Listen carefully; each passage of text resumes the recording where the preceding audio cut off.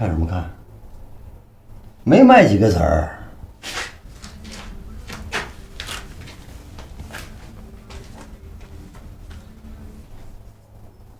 我去做饭。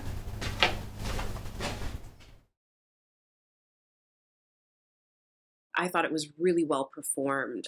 You could really get a sense of this family and the world in which they lived in, and I feel like they did such a good job with each of the characters and just really fleshing out who they are in a really short film. That moment where she overhears the dad and stepmom talking, and she's just like, "Am I not good enough? Have I not like been good for you?" And she doesn't understand why they're selling her off essentially, and it's just such a heartbreaking moment. And then when he throws her into the room, it's just wow. I think audiences are really going to connect with this, even despite there being like a language barrier.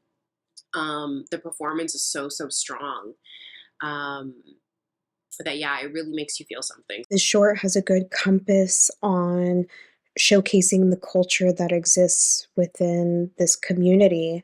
And I think of movies such as Parasite that reflect this very well. You get a sense of a disruption within the family dynamics.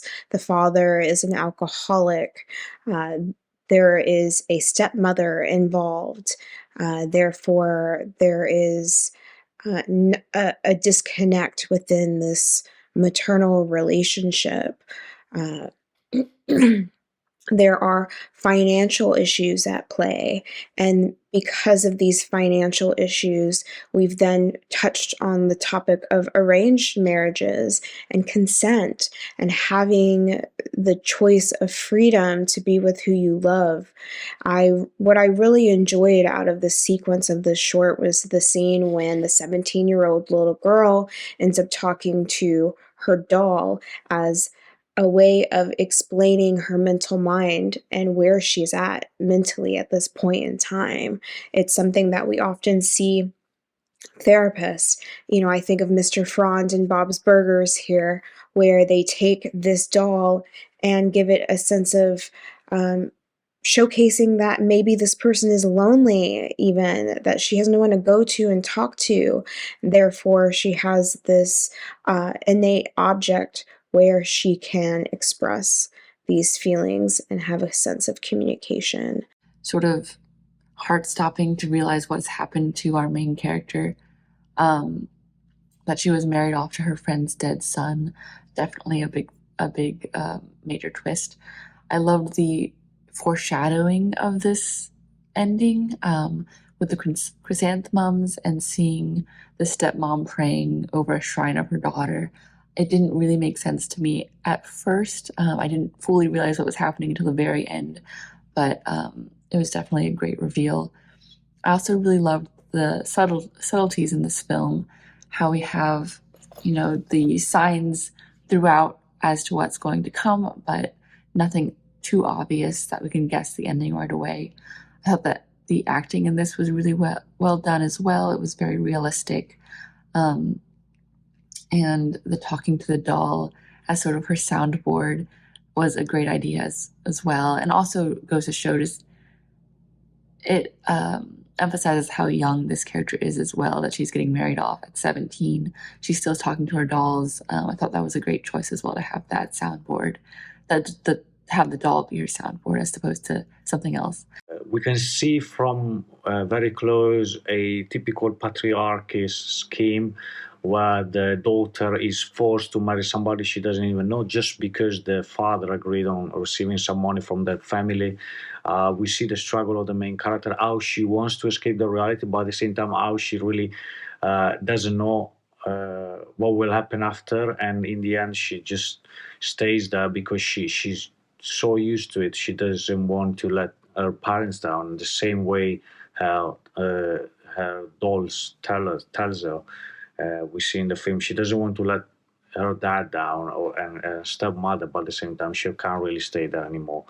But in the end, she just takes the what she thinks is the only choice, and she marries this guy. And we can see the final shot, the final uh, between before the two photos. We know we see the face of the daughter.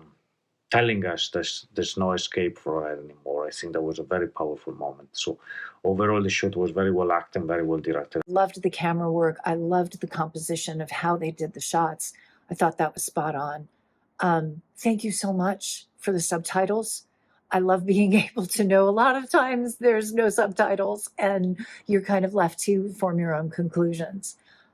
I think the actors in this did a fantastic job because it was so difficult to watch.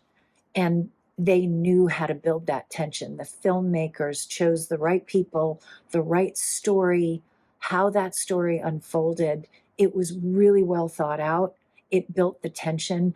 And as a viewer, it was difficult to watch, like, oh no, are they really going to do this to her? And it really made you feel empathy for the characters on the screen. I thought this was a really nicely done cinematography wise. Really nice script, which I thought the performers really brought to life and made it their own. Just really great acting, good cast. So I really like the overall casting in this. Really nice music. And I like the conversation between the girl and the doll. It was really cute. It's just a sad story, but it was brought to life really well. I really liked the set design and the color scheme a lot. And I thought it was a perfect amount of time for this plot, this storyline, and it was very well put together. I love seeing a step parent that loves the kid as much as the stepmom did. To the point where she was sad. It really shows and tells the story and dynamic more about while they're poor, they were still happy. Getting married off is sad because it means you're leaving your home, you're becoming a new family. It's just quite sad, and the story was really well executed with how it worked, even though it was in one location. You could really feel the poorness and the desperation of the family and the harshness of the dad. And you kind of understood why he did what he did, even though the child might not have been ready yet. It's what he felt he had to do because he cared more about money.